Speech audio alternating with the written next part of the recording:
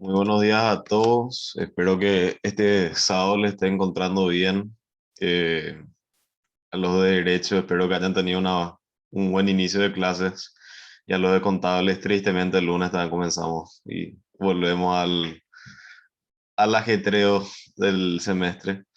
Les agradezco por haberse inscrito a este webinar. Les agradezco porque se toman el tiempo para informarse y para actualizar sus conocimientos.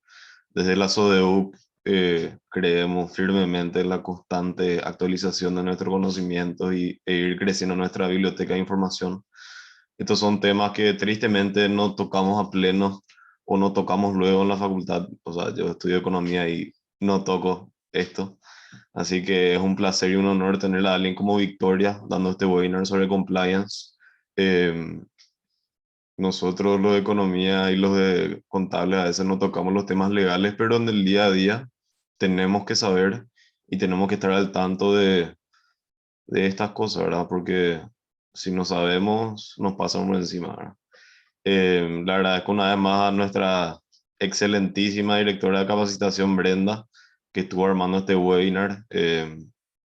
Consiguió acá a la señorita Victoria, que es una oradora de primera y nos va a estar enseñando, o sea, es la más capacitada para enseñarnos de esto, así que una vez más, gracias a ambos. Y nada, espero que encuentren el webinar mucha utilidad. Les agradezco por participar en este evento de la SODEUC. Les invito también a que visiten nuestra página web porque tenemos muchos artículos y mucha información y publicaciones que le van a encontrar de utilidad, de interés también. Así que le paso la palabra a Brenda, que va a estar siendo nuestra guía hoy. Y una vez más, gracias, Victoria. Buenos días a todos. Muchas gracias, Isaac, por las palabras. Gracias a todos por acompañarnos hoy y en especial a Victoria por enseñarnos sobre compliance un sábado a la mañana. Paso a presentar brevemente a la abogada Victoria Burt y luego ya le cedo la palabra para que nos ilustre sobre compliance, que es un tema sumamente interesante en derecho que se ha puesto de moda en los últimos años. Victoria Burt, leo el currículum, es abogada recibida de la Universidad Católica, especialista en contratos y ley de daños por la Universidad de Salamanca, España. Tiene un LLM en Harvard Law School. Fue International Associate en Greenberg Traurig, Miami. Y actualmente es socia en Peroni, Sosa, Telechea, Burt y Narvaja y asesora a clientes en cumplimiento con anticorrupción y prevención de lavado de dinero y financiamiento de terrorismo. Cuenta con experiencia en cumplimiento con anticorrupción internacional. De esta manera estoy muy convencida de que Victoria nos va a poder ilustrar sumamente bien sobre el compliance. Les paso a comentar sobre los temas que tenemos preparado para este webinar. Tenemos la introducción sobre el compliance, la visión internacional de compliance, el marco legal en Estados Unidos, su marco legal en Paraguay, el cumplimiento con prevención de lavado de activos y financiamiento de terrorismo, el rol y responsabilidad de los sujetos obligados. Les animo, en último lugar, a dejar sus preguntas en el chat de Zoom, que luego de finalizar la exposición, Victoria nos va a poder aclarar las dudas que surjan. De esta manera, le cedo la palabra a Victoria y para que comience con la presentación. Muchas gracias a todos.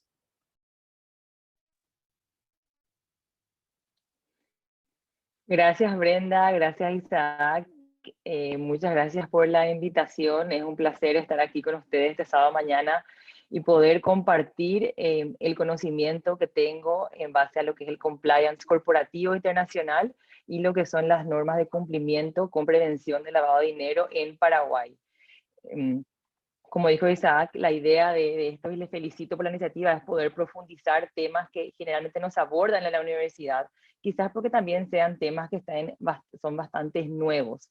Entonces, les felicito por esta iniciativa y ojalá puedan seguir, porque estuve viendo los webinars que hicieron anteriormente y estuvieron espectaculares y excelentes los y las expositoras.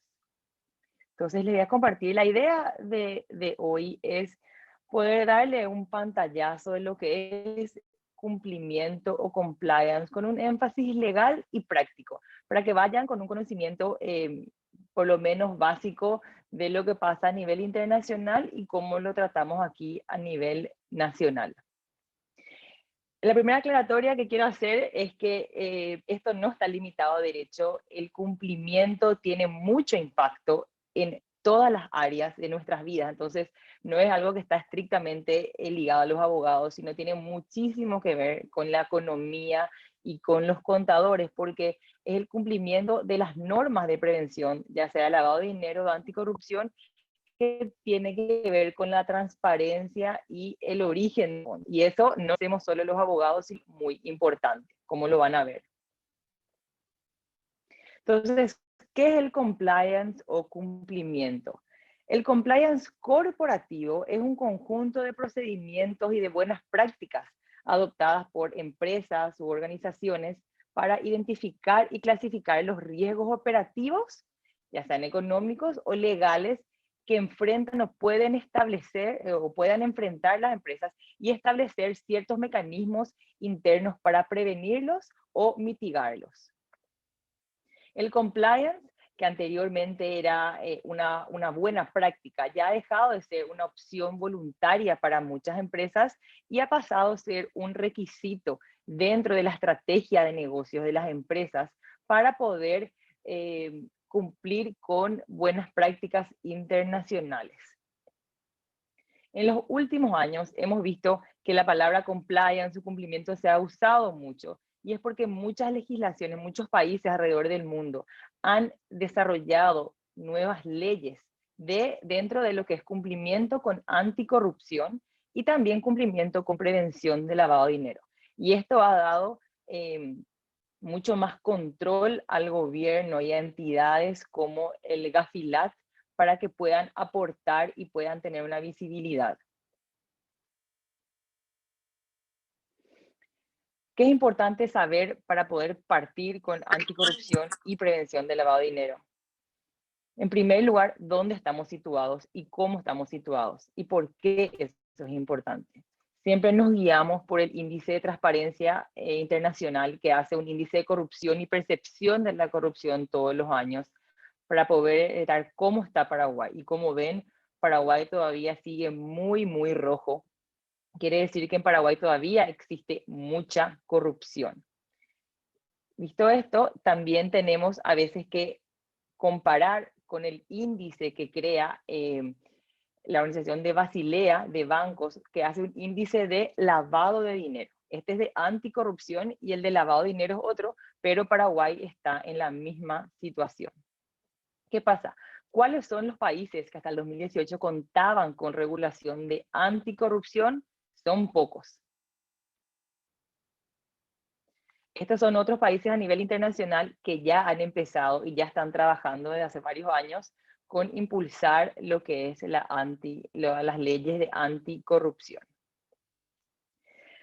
La ley de anticorrupción nace de Estados Unidos y es el país que más énfasis le ha dado. Es una ley antigua, es una ley que data ya de 1977, que prohíbe que empresas americanas o empresas internacionales que comercializan en bolsas en Estados Unidos cometan actos de corrupción en el extranjero. Es decir, una empresa americana fundada que tiene muchas subsidiarias porque es una marca reconocida en muchos países, no puede cometer y tomar provecho de las debilidades de aquel país que está quizás en menos desarrollo para poder hacer más ventas. Entonces, esa es la ley que se llama Ley de Prácticas Corruptas en el Extranjero, o la ley FCPA por sus siglas. Las dos disposiciones principales de esta ley, que por más de que sea muy vieja, ha tomado mucha importancia en los últimos años, debido a que el gobierno, la administración del gobierno americano hace un par de años puso ya como punto número 2 de importancia, luego del terrorismo, es erradicar la corrupción en el extranjero. ¿Y qué prohíbe? Prohíbe el soborno a funcionarios públicos extranjeros con el propósito de influir un negocio o una oportunidad de negocio. Y la otra cosa muy importante es que prohíbe influenciar, perdón, me equivoqué ahí, prohíbe obtener una ventaja comercial a través de pagar a un funcionario público o recibir algo de beneficio.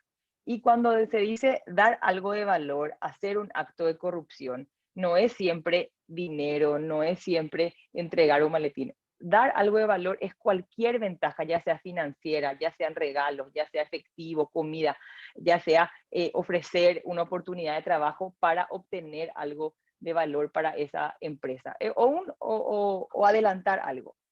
Entonces, el gobierno americano es muy serio cuando le dice a sus empresas, así, si van a ir a invertir a Paraguay, tienen que cumplir con todas las leyes de Paraguay.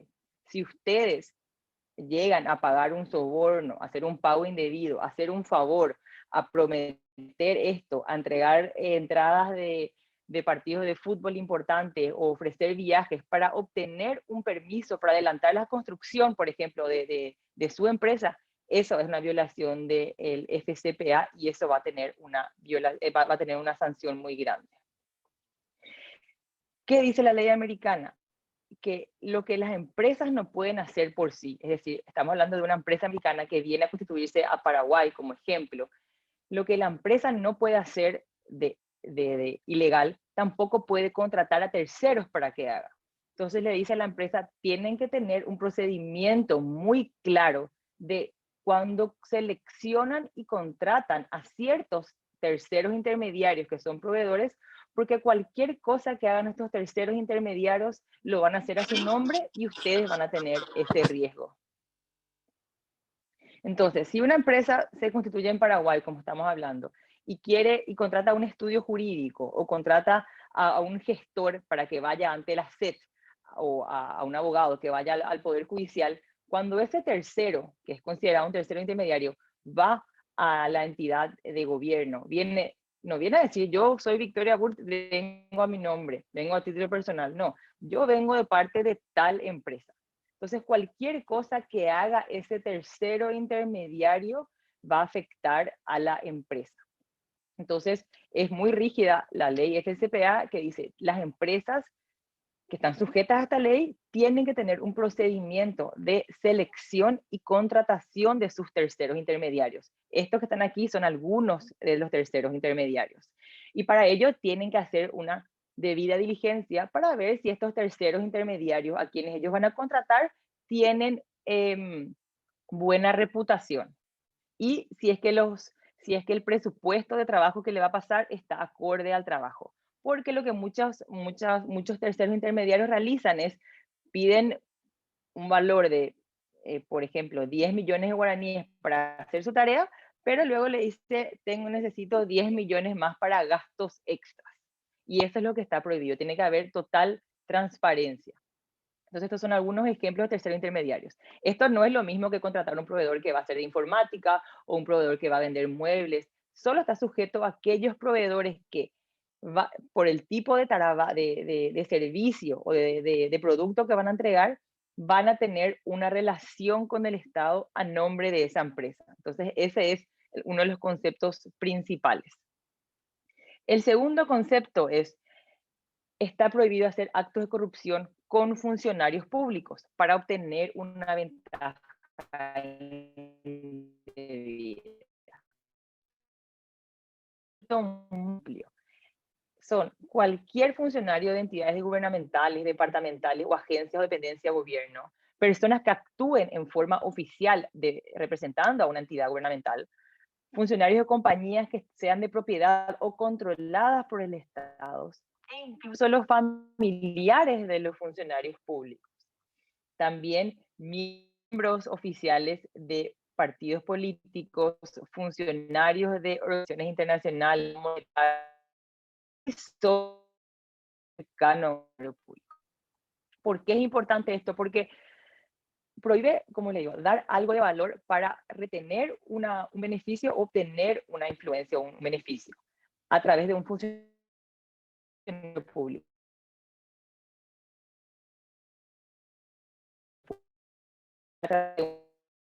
O puede ser a través de un pariente o alguien del partido político. Entonces, si tomamos, por ejemplo, el ejemplo que estamos tomando, que es una empresa americana que viene a instalarse a Paraguay, quiere hacer una sede en un lugar donde no cuenta con permisos por el tipo de infraestructura. ¿Qué va a hacer? Dice, bueno, le dice el intendente, mira, si vos me das una donación a mí para poder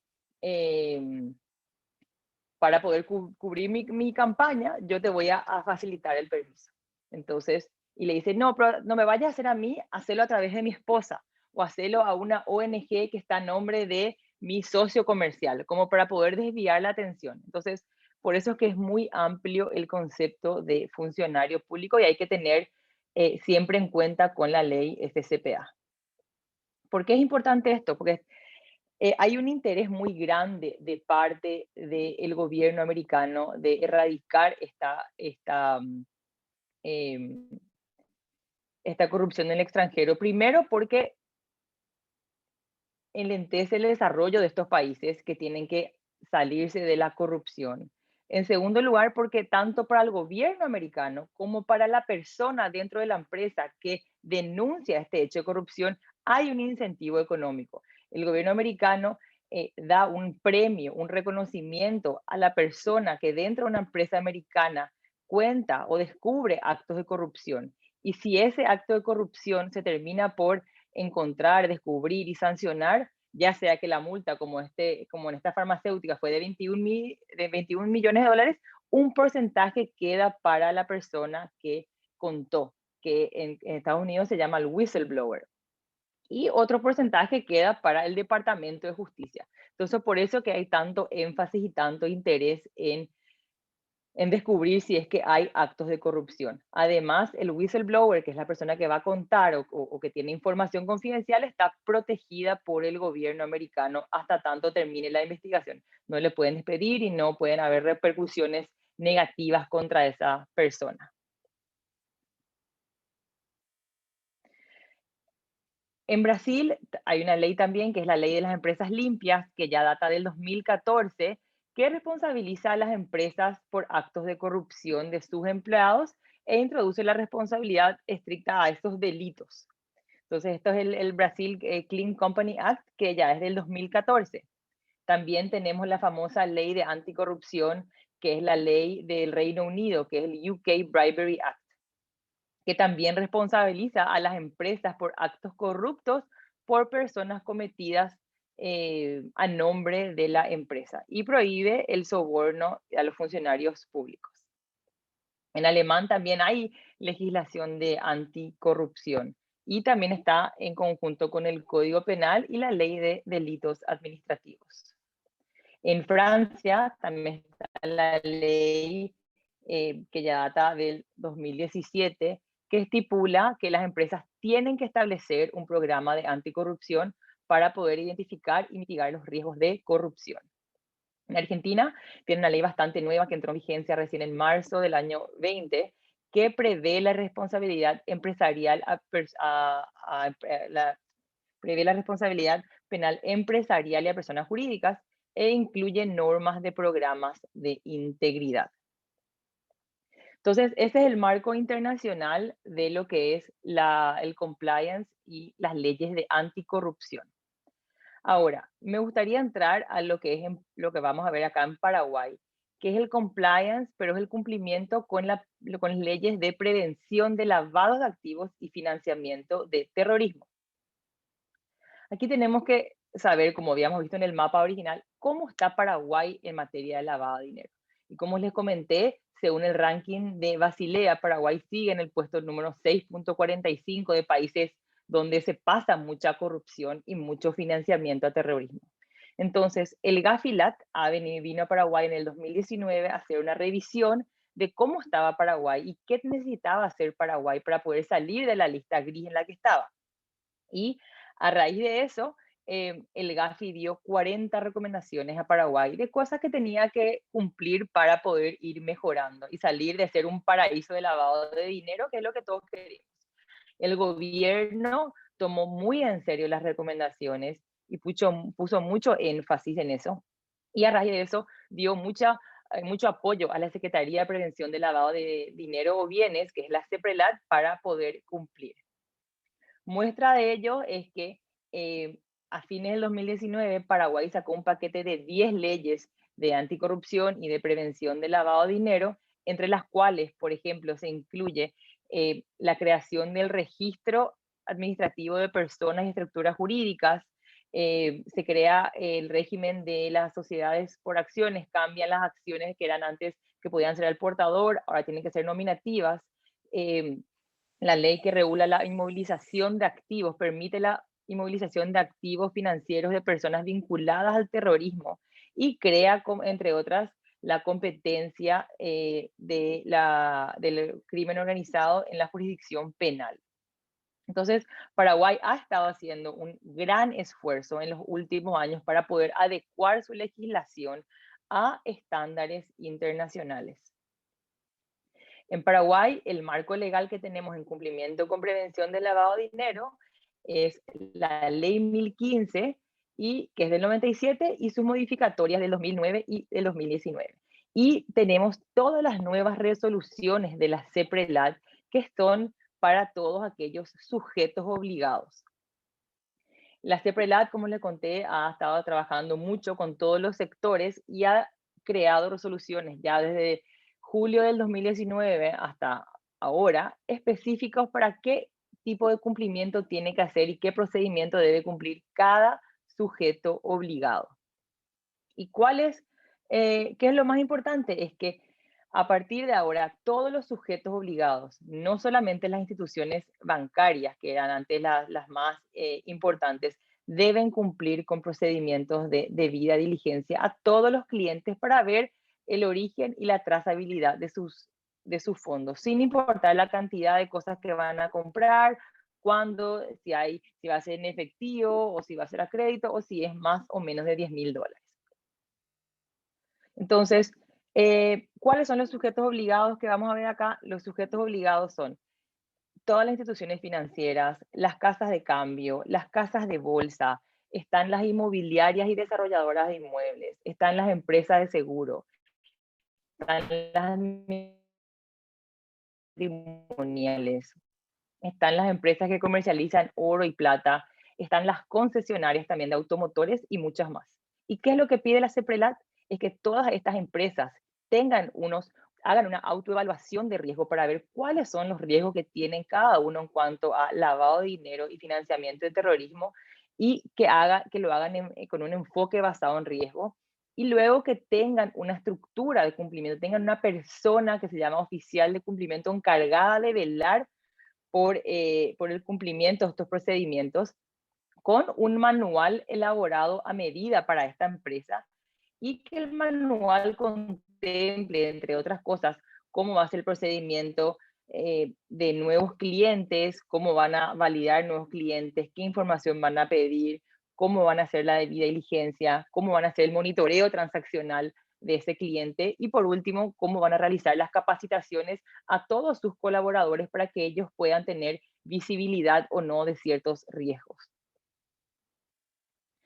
La responsabilidad del sujeto obligado es para el directorio o su equivalente, es decir, el directorio de cada uno de estos sujetos obligados que mencioné, de la inmobiliaria, de las empresas de concesionarias de autos, de la casa de bolsa, casa de cambio, es responsable de implementar un sistema efectivo de prevención del lavado de dinero y propiciar un ambiente interno para que se pueda cumplir. Y para ello tienen que poner a disposición de todos sus colaboradores los recursos humanos y tecnológicos para que puedan hacerlo.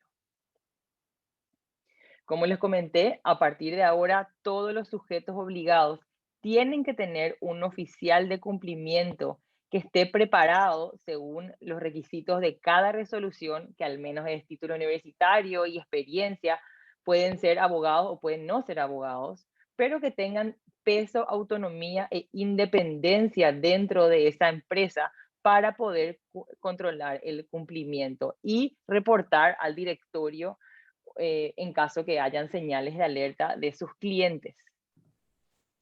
¿Qué es un enfoque basado en riesgo? ¿Qué es lo que tienen que buscar estos sujetos obligados? Es no calificar y clasificar a todos los clientes por igual, cada cliente, ya sea una persona física o una persona jurídica, posee diferentes riesgos basado en ya lo que el Enfoque Nacional de Riesgo y la CEPRELAT han dictado como factores de riesgos.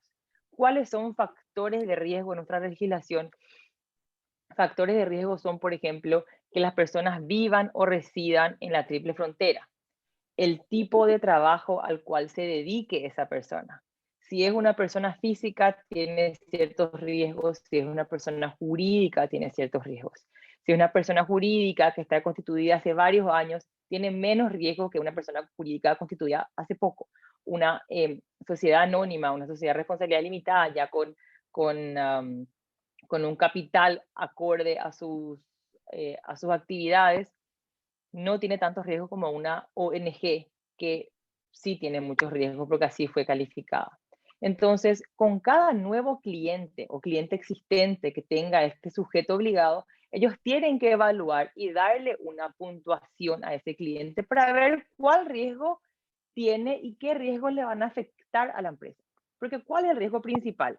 Que las empresas, que los sujetos obligados estén lidiando con clientes que posean muchos riesgos y ellos no los hayan identificado. Entonces, esa empresa se puede ver involucrada dentro de un esquema mucho más grande de lavado de dinero y pueden que estén usando su empresa para poder limpiar esos fondos. Entonces, ese es el riesgo. Además, también puede haber un riesgo reputacional o riesgo de contagio. Es decir, un cliente que siempre va a esta empresa o siempre compra a esta empresa puede salir en los diarios porque estar involucrado en algo muy grande y muy negativo. ¿Y qué va a salir después? Este cliente también compró siempre su vehículo aquí o invirtió toda la plata sucia en tal inmobiliaria. Entonces, eso sale en la tapa del diario y eso es un riesgo reputacional o un riesgo de contagio que va a sufrir la empresa. Por más que no lo haya hecho en su empresa, sí lo van a asociar. Y eso es siempre muy negativo para inversiones o para otros clientes que crean que toda la plata que va a esa empresa es plata sucia. Entonces, por eso es muy importante clasificar y saber cómo se hace este enfoque basado en riesgo con la puntuación que nosotros hacemos para cada tipo de cliente. Y en base a la puntuación, que puede ser baja, media o alta de riesgo, ya el oficial de cumplimiento o el directorio va a tomar la decisión si quiere trabajar o no con este cliente. Hay veces que el directorio dice, asumo el riesgo, veo otros riesgos, pero asumo.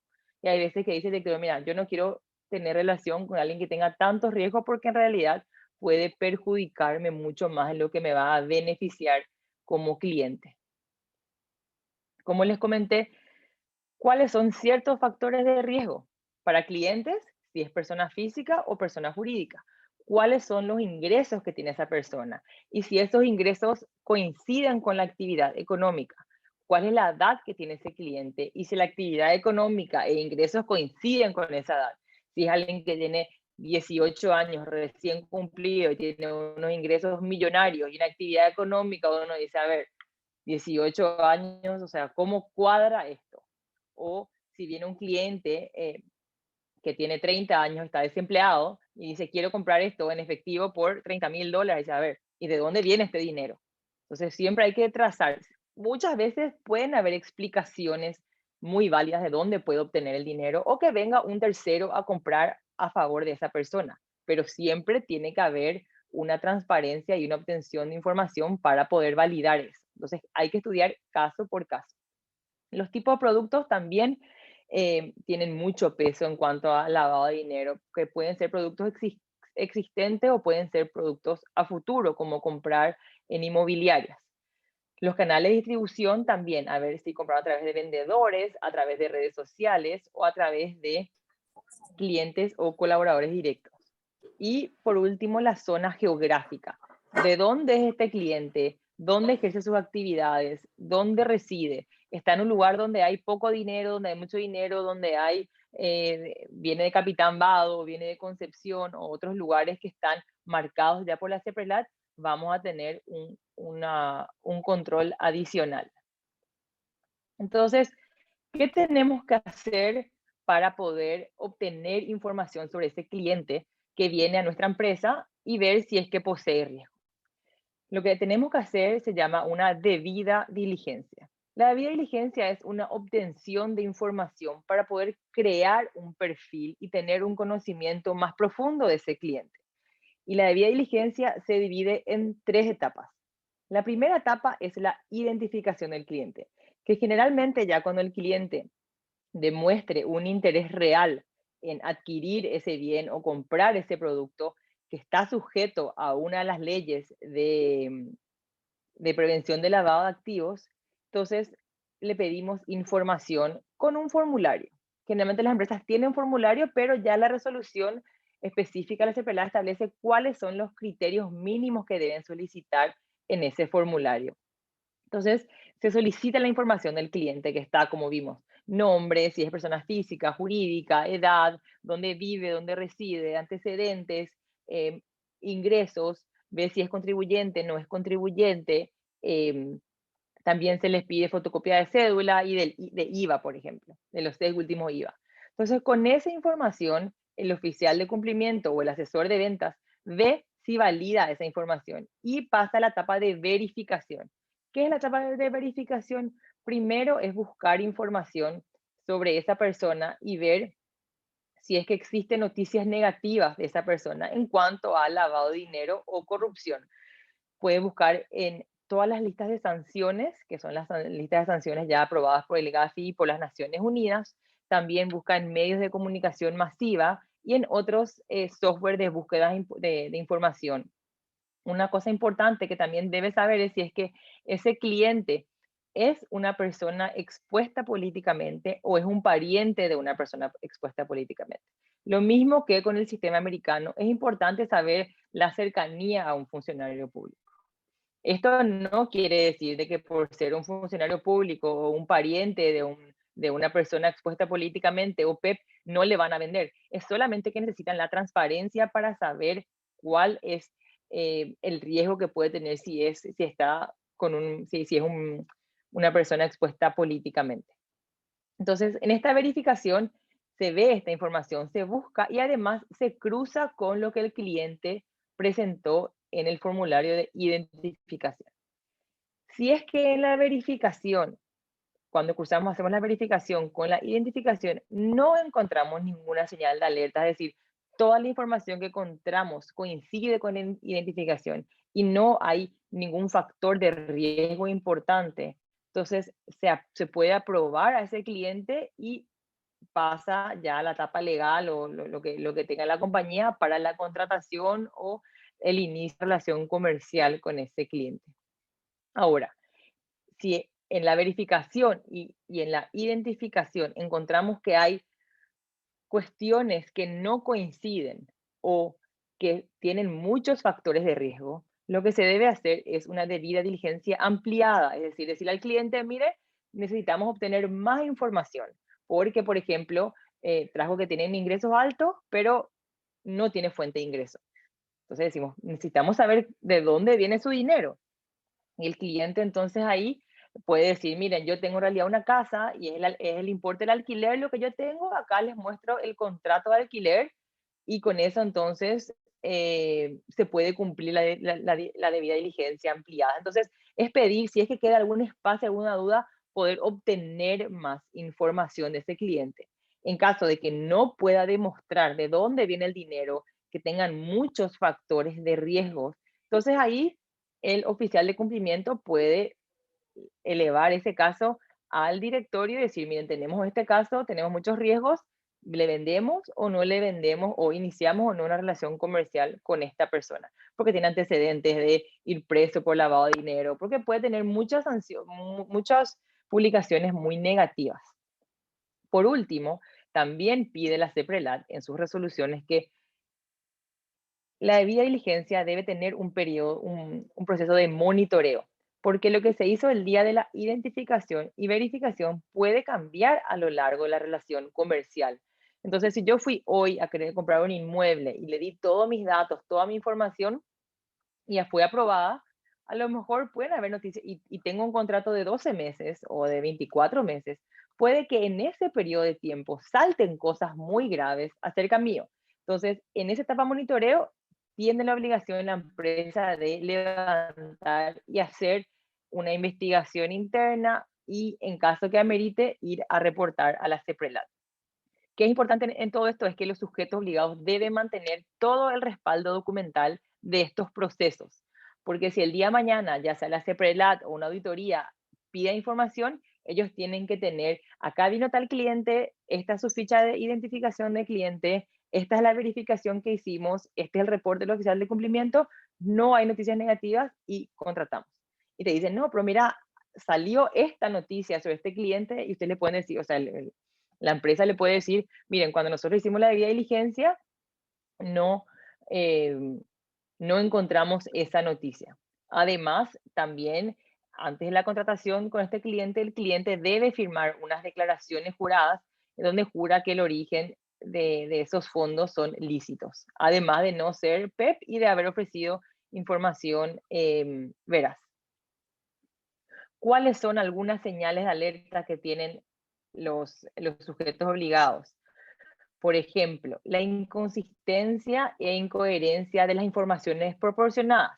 Si en la etapa de verificación, por ejemplo, se dice que se gana, tiene un trabajo y dice que es abogado, pero después trae IVA de una constructora y después trae otros documentos que reside en otro lugar donde no está su IVA ni su contrato de trabajo, por ejemplo. Son señales de alerta.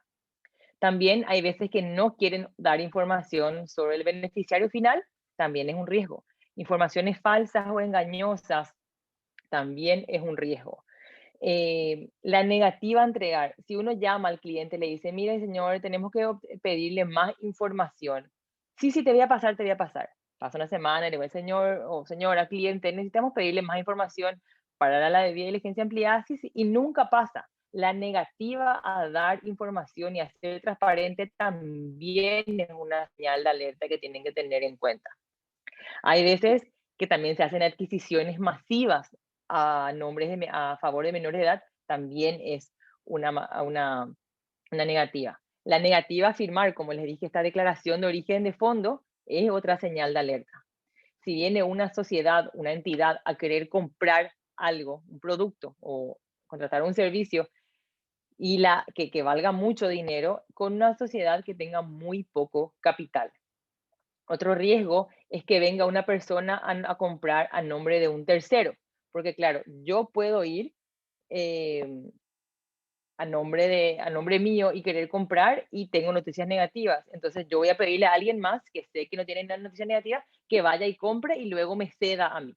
Ese es otro riesgo que tienen que tener en cuenta estos sujetos obligados, además de la zona geográfica y los pagos anticipados. Hay veces que se quiere hacer un pago grande o se hace en cheque y luego dice, no, voy a cambiar mi oferta, voy a retirar mi oferta, me pueden devolver, entonces esa plata ya fue blanqueada por esa empresa. Y así hay muchísimas más señales de alerta que son específicas a cada rubro. Si es una casa de cambio, tiene señales diferentes, señales de alerta diferentes a lo que son los bancos, a lo que son las sociedades por mandato, a lo que son también las empresas que venden autos, también las inmobiliarias. Cada una tiene señales de alertas diferentes. Y al mismo tiempo, los sujetos obligados van creando sus propias señales de alerta en base a su experiencia. ¿Por qué es importante cumplir con todas estas normas de cumplimiento con prevención de prevención de lavado de activos? Porque ya existen sanciones. ¿Cuáles son las sanciones? Las sanciones pueden ser por carecer de políticas escritas, porque como repito, las resoluciones establecen la obligatoriedad de estos sujetos obligados que tengan esto por escrito, que tengan las capacitaciones, que tengan registros de las capacitaciones, tengan específicamente cómo se cumple el proceso de debida diligencia, paso a paso, cómo se establecen los factores de riesgo, cómo se reporta. Entonces, si es que no tienen políticas escritas, los sujetos obligados pueden obtener sanciones. Si incumplen con el proceso de debida diligencia, también hay sanciones. No contar con un oficial de cumplimiento que cumpla con los requisitos de las resoluciones también tiene sanciones. Y no realizar los reportes de operaciones sospechosas en tiempo y forma. Como vimos, si es que un cliente tiene muchas señales de alerta, el oficial de cumplimiento tiene la obligación de elevarlo al directorio o ya elevarlo a la CEPRELAT como un reporte de operación sospechosa que va a ser siempre confidencial. Y las sanciones penales que pueden tener estas empresas, ya sea por hacerlo ellos o indirectamente, que puede ser la autoría penal, la autoría moral, que puede ser de 2 a 10 años. En cuanto a las sanciones administrativas, pueden ser tanto para personas físicas como para personas jurídicas. Las personas físicas pueden tener una multa de hasta 500 salarios mínimos, una multa de hasta 10% de la operación en la cual se cometió la infracción. Es decir, si es que ellos se dan cuenta de que habían usado la empresa de sujeto obligado para poder cometer un fraude o estaban lavando dinero y esta empresa no se dio cuenta, entonces ahí le pueden dar una multa hasta el 10% del valor de esa operación. Y estas operaciones son de miles de millones porque, claro, son tráficos ilegales. O la remoción del cargo con inhabilitación por un periodo de 3 a 10 años para el ejercicio de cargo de dirección o de administración. Y para personas jurídicas es mucho más pesado porque puede ser hasta 5.000 salarios mínimos mensuales, hasta el 50% de la operación en la cual se cometió la infracción o la suspensión, clausura, inhabilitación temporal de la licencia para operar hasta 1 año de revocación. Entonces, hay veces que tenemos que empezar por cuáles son las sanciones antes de explicar la importancia del cumplimiento de las resoluciones de prevención de lavado de dinero. Por último, quiero dejarles bien en claro que el eje principal, ya sea de anticorrupción como de prevención del lavado de dinero, el CARACU, es prohíbe la ceguera voluntaria. Es decir, todo se tiene que hacer con transparencia y buscando obtener información. Lo que sancionan las leyes locales e internacionales es la ceguera voluntaria. Es como el caballo que no quiere mirar porque si mira, si pregunta, va a encontrar información que no le va a gustar, entonces prefiere no preguntar y hacer la vista gorda. Eso es lo que está prohibido. Es importante obtener información y saber quiénes son sus clientes, quiénes son sus proveedores, con quiénes van a ir tratando, para saber cuáles son los riesgos de asociación que puede tener ese sujeto obligado o esa empresa. Entonces, les agradezco muchísimo. Ahora creo que tenemos un espacio para consultas y preguntas. Sí, así es. Muchísimas gracias, Victoria, por esta fantástica presentación. Realmente es un lujo escucharte y son temas que nos aprenden en las facultades y te agradecemos por tomarte el tiempo. Ahora voy a pasar a hacer las preguntas. Tenemos uno de Mario Celada en el chat de Zoom. Consulta si el oficial de cumplimiento podría ser miembro del directorio o tendría que ser un tercero. Tiene que ser, puede ser un miembro del directorio. Tiene que ser alguien de la empresa, pero tiene que tener cierta autonomía. Generalmente tiene que ser una persona que tenga a una altura gerencial, es decir, no puede ser alguien en un escalafón muy bajo porque si no, no va a tener importancia. Entonces tiene que estar a la altura, si vos ves el organigrama de una empresa, a la altura de una gerencia. Y tiene que tener autonomía, es decir, tampoco puede cumplir varios roles y además ser oficial de cumplimiento, sobre todo si es una empresa muy grande la que tiene que vigilar y tiene que corroborar. Porque los oficiales, o sea, y depende, porque hay, por ejemplo, empresas, vamos a tomar, por ejemplo, el sector automotores, que es la resolución 196 del 2020. El sector automotor regula, o sea, da la obligatoriedad de cumplimiento de normas de prevención de lavado de dinero para lo que es compra y venta, no para alquileres, por ejemplo, o para leasing. Y tienen que ser compra y venta de vehículos proporcionados por sí solos que tengan más de 600 cc de cilindradas. Entonces, hay una empresa que vende motocicletas, por ejemplo, y todas las motos son chicas, es decir, son menores de 600, pero tiene un modelo que venden 5 al año que tienen más de 600 cc. Esa empresa tiene que tener un procedimiento de prevención de lavado de dinero, pero el alcance va a estar limitado a la venta de esas de esa moto, de ese modelo que son más de 600 cc cilindradas. Entonces, este procedimiento va a afectar solamente al vendedor y al cliente de esas motos y no de todas las otras. Una inmobiliaria, por ejemplo, que haga compra-venta de inmuebles, también administración de inmuebles y alquiler, solamente está sujeto por el momento a leyes de prevención del lavado de dinero en cuanto a la compra y venta de inmuebles. Entonces, si hay una inmobiliaria que solamente hace alquiler o administración, ellos pueden pedir a la CEPRELAT que se les exima y se les separe del cumplimiento de esta resolución porque ellos no están dentro del alcance. Y si una empresa hace todo, hay que hacer una división que a partir de ahora solamente la división de compra y venta va a estar sujeto a este procedimiento.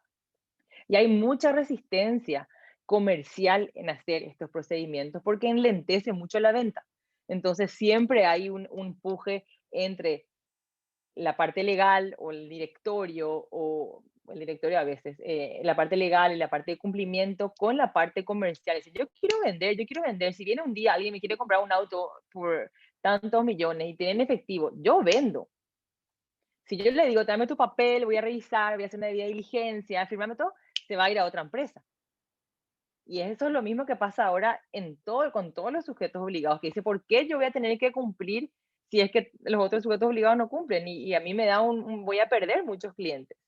Y en realidad la respuesta es, esta es una ley y es un tema que vino para quedarse. Entonces, cuanto más rápido nosotros cambiemos nuestra cultura y entendamos que ofrecer esta información es una obligación, vamos a poder ir progresando. Entonces, si ese cliente no quiere ofrecer la información, es una pérdida para esa empresa, pero también es una responsabilidad menos, porque a lo mejor ese cliente no quería dar información justamente porque no quiere ser transparente.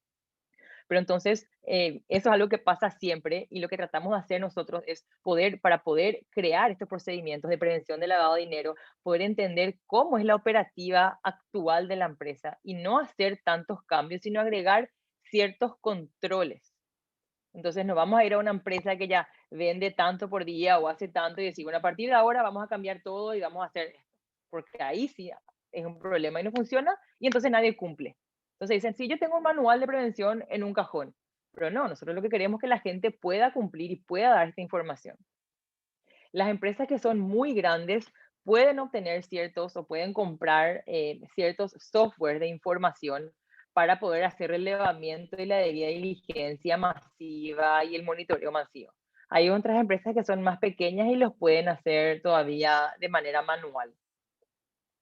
Entonces, esto es un tema que da mucho para abordar, sobre todo en la práctica, pero como le dije, la parte más importante es hacer el esfuerzo del conocimiento del cliente y que toda la entidad, sobre todo de parte del directorio, bajen a tierra la importancia de cumplir, porque al final es un beneficio para todos. Genial, Victoria, muchísimas gracias. Y tenemos dos preguntas más. Una es de instaurarse la figura de la responsabilidad penal de la persona jurídica. ¿Cuál sería el papel del compliance?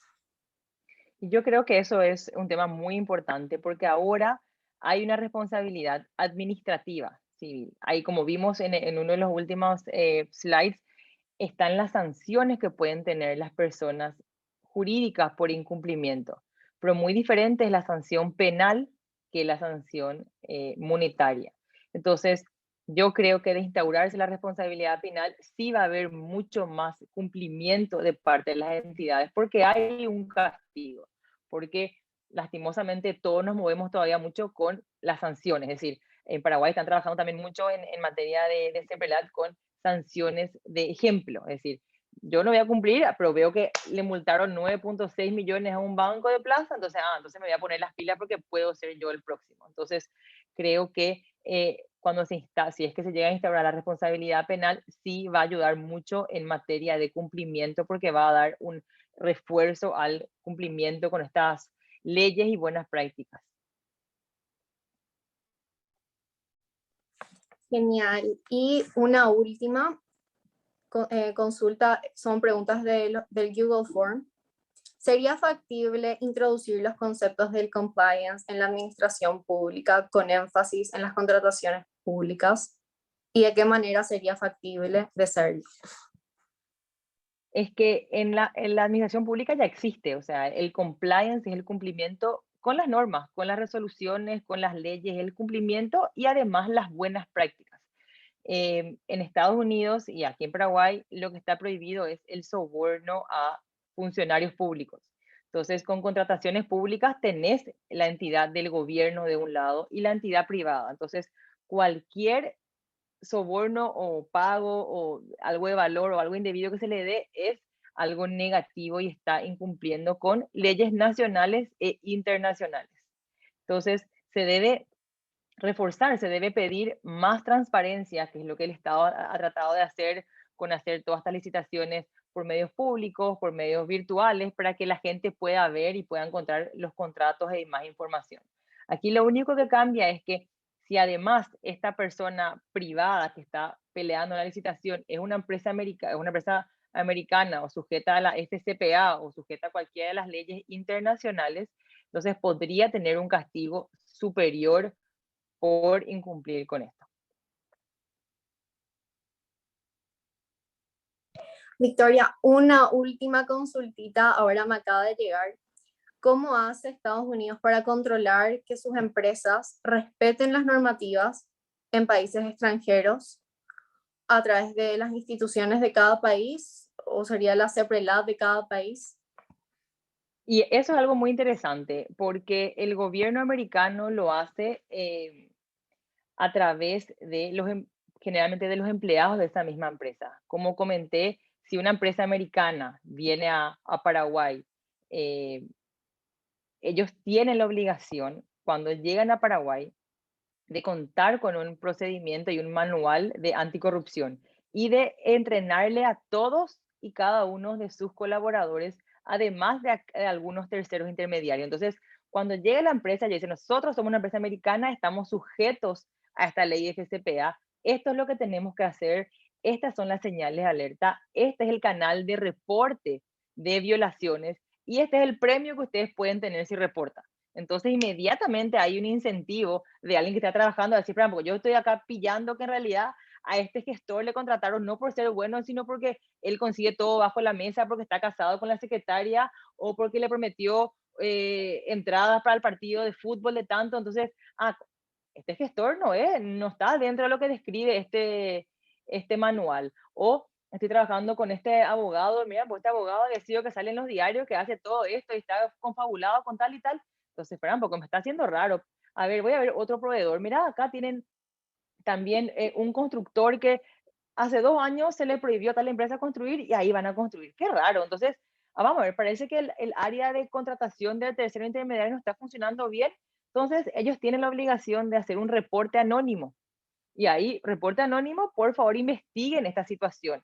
Y ahí se eleva. Y el reporte ya lo hacen directamente al gobierno de Estados Unidos, no lo hacen dentro de la empresa.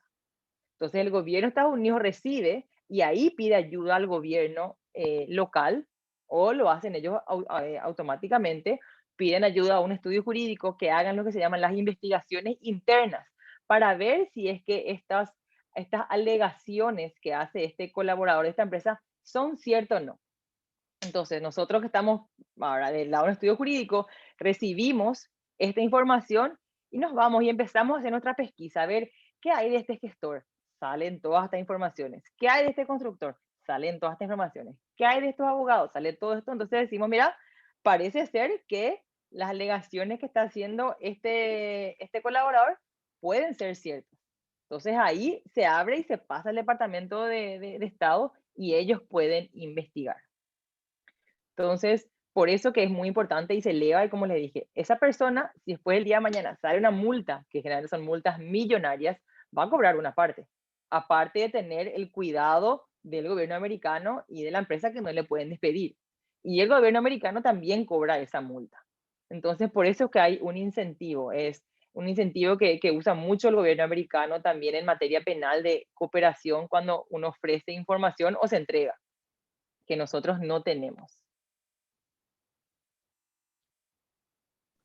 Pero si es que no hay incentivo, nosotros en Paraguay tenemos que tener este incentivo porque cambia, la gente quiere hacer negocios con empresas que son limpias, empresas que son transparentes, hay inversores, uno se siente mucho más seguro si la plata que invirtió en una inmobiliaria sabe que es una inmobiliaria seria y no está mezclada con otra plata.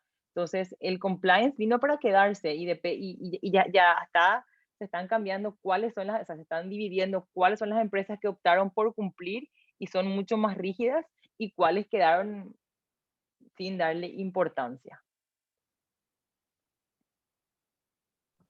Excelente, Victoria. Muchísimas gracias por la presentación, las aclaraciones. Así nos podemos ir más que satisfechos con la materia.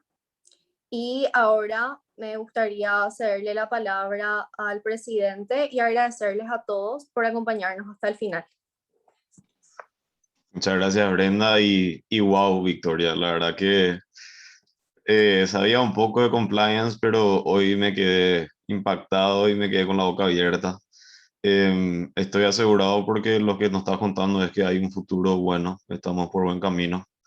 Tenemos que incentivar que se cumplan todas las normas porque no podemos más hacer, o sea, muchas inversiones corren de Paraguay justamente por estos índices que vemos que estamos, podríamos estar mejor. Y te agradezco una vez más, Victoria, porque la verdad de primer nivel tu presentación y tus conocimientos. No hubo una vez que ni un stutter, no paraste ni medio segundo, así que es un honor haberte tenido. Y una vez más, gracias Brenda por todo el tema logístico, por organizar este webinar de un tema tan interesante que así mismo Victoria, así mismo Brenda, nunca íbamos a tocar en la universidad. Y nada, les agradezco a todos. ¿Quieres hablar, Victoria? No, dejarte por último, que no solamente no tocar, sino saber qué rol cumplimos todos, ya sea vos como economista, porque dentro de la FCPA, el FCPA, lo que piden son cuentas claras. Entonces, los auditores y las empresas que trabajan tienen que verificar factura por factura para ver dónde están estos gastos. Hay empresas que recibieron multas de FCPA, pero ellos tenían todo un esquema de facturación para las facturas en negro. Entonces, no es que pagan bajo la mesa, todo entra dentro de la empresa, pero está clasificado dentro de un sistema o ya con un software para decir qué son estos gastos. Y en realidad son todos los gastos superfluos y no, las pocas cuentas claras. Entonces, siempre tienen que tener cuidado con los gastos, con las facturas. Ya no pueden poner honorarios y otros o gastos. Tienes que pedirle a toda esta gente que sean muy claros, porque ahí es donde se puede ir mucha corrupción. Excelente. Cuentas claras conservan amistades, dice. Y más todavía cuando son multinacionales y está lidiando Sí. con cifras mayores. Así que una vez más, gracias Victoria, gracias Brenda, gracias a cada uno que se conectó a este sábado de mañana, que todos podríamos estar durmiendo o haciendo otra cosa, pero creo que todos sacamos contenido, información y cosas que ni sabíamos y que ojalá traigan un Paraguay mejor, ¿verdad? Así es que todos hacemos nuestra parte, pues así como dijo Victoria. Si yo digo, el al lado no cumple y el al lado tampoco, entonces ¿por qué tengo que cumplir yo? Entonces, conociendo del tema y interiorizándonos es que vamos cumpliendo, ¿verdad? Así que una vez más, mil gracias a todos. Ahora nuestra secretaria va a mandar al chat el formulario para los que quieren el certificado que es solamente para miembros de la SODEUC. Y nada, les invito a que pasen por nuestra página web, nuestras redes sociales y mil gracias a todos y que tengan, ojalá coman milanesa hoy porque es religioso sábado a mediodía. Chao, chao. Chao, chao. Excelente todo. Muchas gracias. Chao, chao.